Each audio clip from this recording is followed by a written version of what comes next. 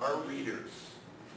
And they always go back to the basics. Superstars go back to the basics all the time. It's so important to go back to the basics. I have read, for example, an incredible book in my lifetime as a young man. By a show of hands, how many of you in the room here have ever read a book called How to Win Friends and Influence People by Dale Carnegie? Isn't it a great book? Oh yeah, man, it's a powerful book. Well, I have read that book not once. I have read that book 5 times in my lifetime, 5 times. I first read it when I was about 20. It was a gift.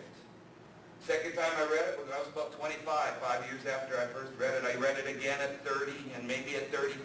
I've read it 5 times, and I'm going to tell you about that book. Not only have I read it 5 times, but the 4 times I read it after the first time, the second, third, fourth, and 5th time I read that book gave me a terrible headache. Gave me the worst headache I've ever had when I started reading it again 5 years later. You know why? It gave me a headache right here in the front of my forehead. Terrible pain. The reason why it gave me a terrible pain is this. I would be reading the book again for the second time, and I get to page 104, for example. I'd flip over to page 105, and I'd read what it says there, and I would go, oh man, I don't do that anymore. And I'd go, oh geez, I haven't done that in years. And oh man, I got to get back to doing that.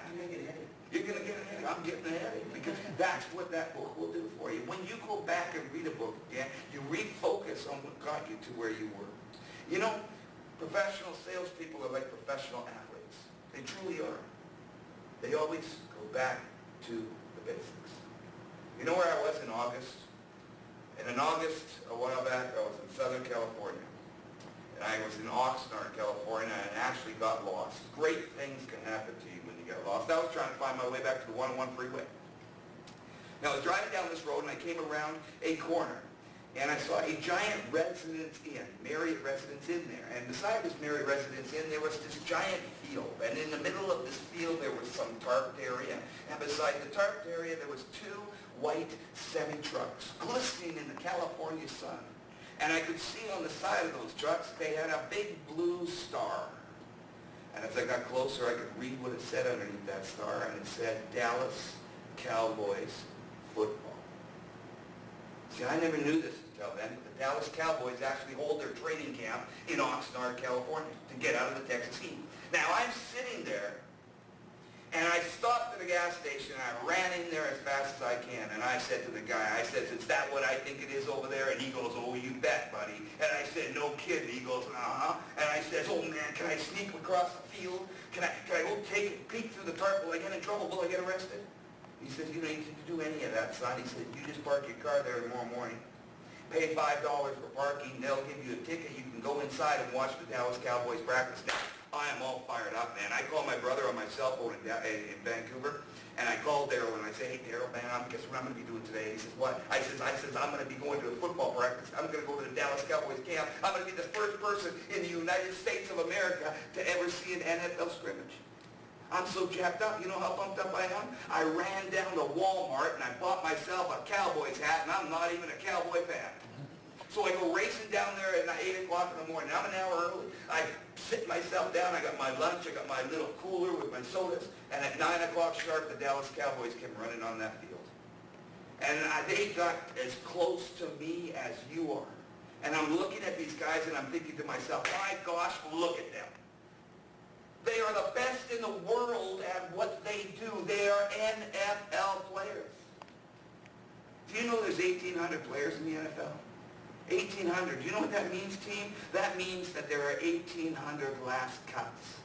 Every single year, there are 1,800 guys at the final cut. 1,800 guys that got this close to their dream. Maybe they ran a bad 40 time because they had the flu. I'm looking at these guys, and all of a sudden I noticed something very strange. You know what? There was not a football on the field. They didn't play football. Even though they're the best in the world at what they do, all they did was the basics. Parcells, the coach at the time, had the wide receivers lined up on a line of scrimmage, okay? They're lined up on this line of scrimmage, and they're standing there like this here, and they're ready to go. And they're lined up on this line of scrimmage. And they've been studying a playbook for 6 months. They got to know every play in that book. And all of a sudden, the coach calls out a play. And he says, Red Rover, 82, empty left, on said, hike, they all took off. And you know what they took off doing? They took off that line of scrimmage. They took off walking. That's all they did was simply walk the route that they had to run on that specific play. And then what they did is they went back and they did it again. And then they did it again. And then they did it again and again and again and over and over and over and over and over. You want to know why, team? I'll tell you why. Because on game day in the NFL, baby, you cannot think about it. On game day in the NFL, you must simply run the play. And it's the same in professional sales. When someone says to you, I want to think about it, run the play. When someone says it costs too much, run the play. When someone says, I'm going to go shop around, you need to run the play. Superstars go back to the basics. By a show of hands, how many of you think that makes sense? How many of you feel that if you did go back to the basics once a year, you may increase your income, your personal income by 10%? Everybody please say yes. Yes. You bet.